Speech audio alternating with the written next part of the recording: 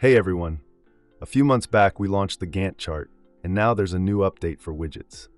This update brings some additional options for the pie chart, like half pie and sunburst.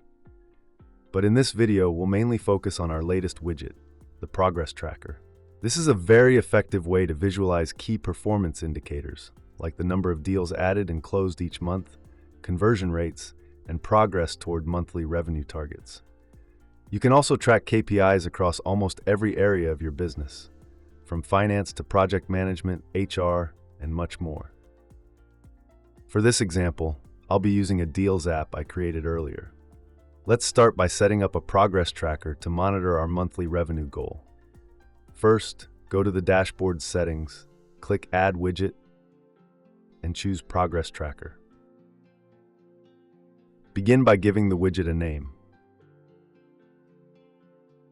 Next, pick the tracker type. You can choose between a progress circle or bar. I'll go with the progress bar option for this example. Now select the app you want to retrieve data from. In this case, the Deals app is already pre-selected. Next, let's choose the value to track. Here it's deal amount. When you select a number field, you'll see an option to choose an aggregate function. Since we want the total sum of the deal amounts, we'll leave it as it is. Next, I'll set my monthly fixed goal to $25,000. After that, go to the Formatting tab and select the $sign as the unit. Finally, we only want to include deals that have been won this month. So, let's go to the Filters tab, and for the Closed On field, choose Is Within Current Month.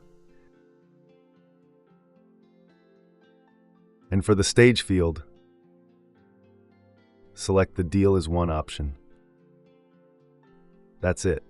Save the widget, adjust its position and size, and click Save Layout to lock it in place.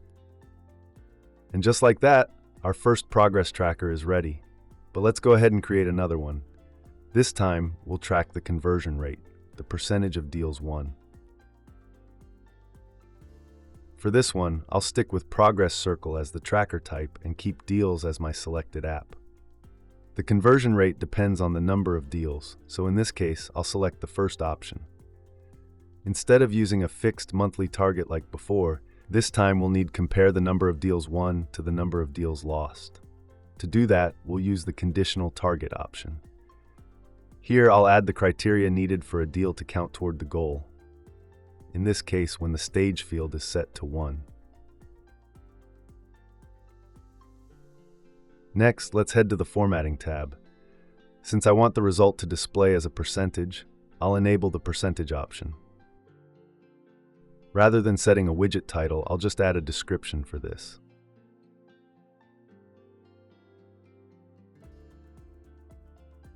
For color formatting, I'll add another step and set it to a darker shade of green. Finally, in the Filters tab, I'll include only the closed deals, those with the Stage field set to either 1 or set to lost.